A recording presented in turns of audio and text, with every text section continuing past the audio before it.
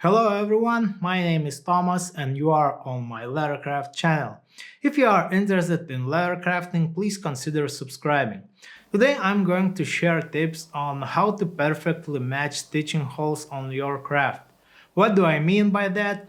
For example, if you start punching holes where the stitch starts, going around and then realize that at the end your last hole doesn't land where it is supposed to be because your pricking iron step doesn't match perfectly with the length of the stitch. Or you have multiple layers on lettercraft and don't want holes to land on the edge of upper layer. This is what I'm doing to avoid this problem in all of my crafts. It doesn't matter what your pricking iron size step is unless it's very short distance in the craft. First of all, I'm marking stitching holes with pricking iron. Do not punch straight away. I am starting from these crucial points such as pockets and overlaying leather parts.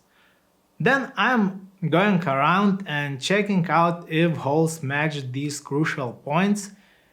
If it does, then cool, nothing to do, just punch your holes. But if not, then I need to adjust to match it. So I'm starting from the beginning and with slight tension backward, remarking holes.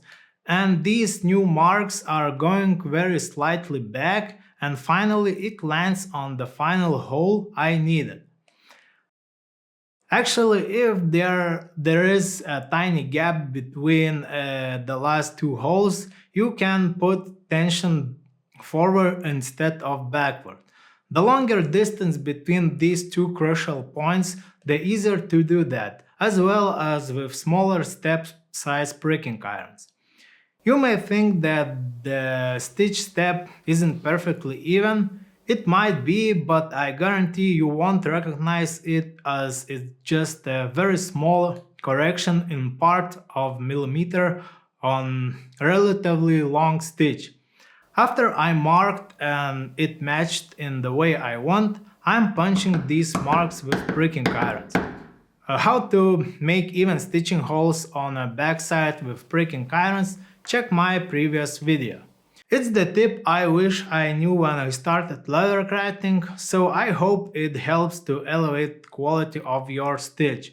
If you find these type of videos helpful, please consider subscribing or buying PDF templates as one-time donation, ordering crafts, or at least please press the like button to help spread my videos across YouTube. That's it from me today, thanks for watching and see you next time, bye!